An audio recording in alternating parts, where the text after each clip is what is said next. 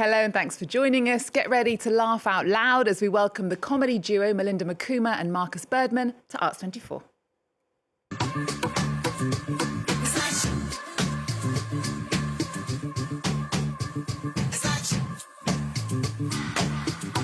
This hilarious couple are bringing their sharp wit and cheeky banter to Paris's Chez George, part of the English-speaking comedy club Laughing Matters.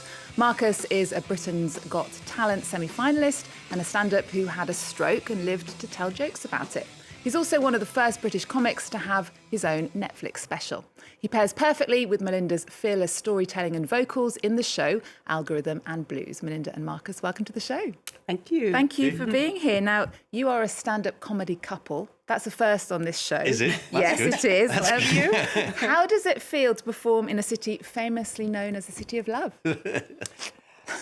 Well, a lot of pressure. Yeah, love. It's great. No, I mean, that's, you know, we had a lovely walk down the Rive Gauche yesterday, and it was very romantic. It was hand in hand. Hand in hand. So it's nice to be here professionally and personally, which is kind of nice with the bits and bobs that we do. It's kind of we haven't yet reached saturation point where we can't stand each other. Yeah, we haven't been here that long. So working together and doing bits and bobs together and being a couple is still quite good fun, isn't it? Yeah. OK, well, let's take a look at how your relationship sometimes features in your act, Markus. My partner is African-American, right? That means she's African and American. Have you any idea how loud? It's so loud. But we argued. I mean, she's the love of my life. I was in one of these bullshit arguments. If you're in a relationship, you know one of these things. Like, you say, oh, I'm going to apologise, she'll apologise, and we'll move on, right? So I said, I'm sorry. Do you know what she said? I forgive you. Well, You already did that nicely. You can't have swearing No, of course. on live television. Please, because I say something dreadfully rude about you, as you well know. So I got off the hook. You can watch the rest of it on Yeah, Instagram. You did meet on Instagram, actually, during COVID. We did. I heard an interview, Markus, you saying that you fell in love with her almost instantly. I mean, why wouldn't you? Why wouldn't you? When did you realise that combining together like this would work on stage as well? I don't know. I mean, I think the thing is just since we were together, we were just joking kind of quite a lot in just our normal life, and so in a way, we laugh a lot. Kind of just seemed to. It seemed to kind of. I mean, again, this sounds like a huge cliche, but everybody kind of goes, "What's the secret of a relationship?" It's like laughing a lot, and we just always are laughing. I mean, we've got the most puerile sense of Except for when we're arguing, but Which also happens. Which also happens. Yeah, of course. Not on stage. No. well, it nearly did, though, didn't it? Oh, tell us. Yeah. What happened then? I think I can't even remember what I said, but you were like, why did you just do that thing? And I was like, maybe this isn't the time on stage to be working through So this. it's quite a lot of improvisation then. Yeah, there was a fair There was bit. that bit where I think I missed a line and and then you blamed saved me. my backside, and I probably blamed her. Yeah. Well, let's talk a bit about both of your careers. Separately in the beginning, Markus, you made it to the Britain's Got Talent semi-finals, famously making the judges cry with laughter. How did that experience impact your journey? I mean, I'd been doing comedy for 20 years prior to that. So this sort of, takes So why 20 years suddenly did you decide to go on it? Because lockdown happened, and that sort of made, obviously I wasn't gigging, and I had a stroke, as you mentioned. And so this opportunity came up, and I'd previously said, I don't want to do that. It's not really where I see myself. And I just kind of felt, no, actually say yes, rather than no to stuff, and just see where it goes, really. And I didn't particularly expect to go as far as I went, and I just seemed to do all right. I hadn't necessarily thought that my act was particularly fitting for that show, but they seemed to like it. So. Had to take all the swears out. I had to take all the swears out. To make it family friendly. And Malinda, tell us a bit about your comedy journey, because you're American. I am American, London. but I'm really more British than American because I've lived in London for much longer now. Okay. I had no intention of doing comedy for pretty much most of my life and came to it very late, like late 40s, and kind of by accident. I actually started as, I did a short course with a friend who convinced me to do it. And then she quite quickly dropped out of the course, and I was like, I liked it, you know. But I think at that time I was a bit underconfident, so I did it as a character. So you wouldn't recognize me, you know. I was a kind of completely different person. And then it was I kind of did it on and off, not very consistently, because my kids were kind of the wrong ages for me to really be able to focus on comedy. And then I think as they just got older, and then we met, and you were like, you could try doing comedy as yourself, you know. And I was like, okay. So that's kind of how that has progressed. Well, let's take a look at you on stage. Yeah. Listen, if you didn't catch my name at the top, it's Malinda Mukuma. I only say it like that because it is so frequently confused with Hakuna Matata. We know the Lion King? Yeah, nobody lets me forget it. Yeah. I wake up every day nowadays like,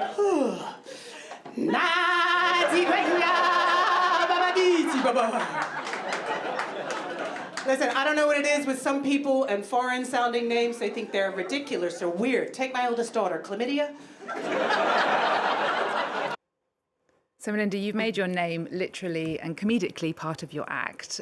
How do you use humour to navigate people's reactions to your name and your heritage? I think I've pretty much always found it the best way to deal with things, probably. I think that's partly just my personality, but I think... I don't know, a lot of the times people might say or do something not really out of malice particularly, but, you know, that does happen, obviously, but sometimes it's not really that. It's just because they don't know. So you don't want to go in too heavy with a sledgehammer because that doesn't help on the whole. So, yeah, I think, humor brings people in towards you and brings people together. So I think that's probably my modus operandi. Markus, you should also point out that you do have more than one outfit, because that... I know. I was about to wear the same dress to a wedding. I thought it might be your thing, actually, but it's not. I know. Markus, your comedy also tackles uncomfortable topics. You talk about the fact that you've had 2 strokes, which made you lose part of your eyesight. It's very honest comedy. We'll talk about it in a moment, but let's take a look. 3 years ago, I had 2 strokes. Now, before I launch into this, don't worry, this bit ends well. It can alter a few things. It can alter your eyesight, it can alter your speech patterns, it can alter the way your face looks. I'm actually Nigerian. And I did a gig for the Stroke Association. Now, you would think as a 2-time stroke survivor, you ought to be able to make jokes about surviving strokes to other stroke survivors on behalf of stroke survivors. Nope. Not only did they not believe I'd had a stroke, I don't think they believed I was a comedian. Markus, tell us then, what's the funniest or most unexpected reaction you've had from audiences when you're tackling this very sensitive subject? I mean, it's always a mixture. I mean, a lot of people don't like it. But I've never had a complaint from someone who's actually had a stroke, you know. But mostly, I mean, I'm not poster boy for stroke, and I don't want to kind of go, well done me. It happened to me, and that's what I want to talk about. But I'm not kind of evangelical about it. But people come up and say, that happened to me, or that happened to my mum, or what. Thank you for talking about it. It doesn't get talked about enough. And so, you know, as I say, I'm not trying to be a saint, but it's my experience, and if the product is that helps people, that's great. But a lot of people, you know, do shy away from it, and so that's not a right material for comedy, you know. Often online, though, it's people sort of... Yeah, I mean... It's always online. It's always online. It's always online. Yeah. Your act then here in Paris is called Algorithm and Blues. What can Parisian audiences expect at Chez George this Wednesday? And have you adapted your show for a Parisian audience?